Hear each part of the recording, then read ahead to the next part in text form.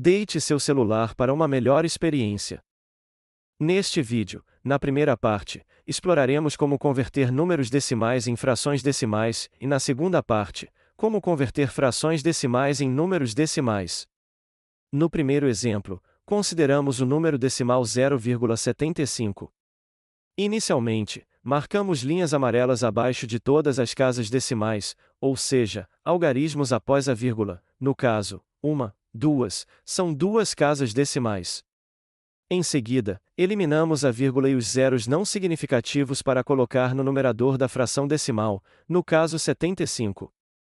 No denominador, colocamos o algarismo 1, seguido do mesmo número de zeros que as casas decimais marcadas em amarelo, ou seja, 2 zeros, resultando na fração 75 centésimos. No segundo exemplo, focamos no número decimal 0,062. Marcamos linhas amarelas abaixo de todas as casas decimais, que neste caso são 3. Logo, eliminamos a vírgula e os zeros não significativos para colocar no numerador da fração decimal, no caso o número 62.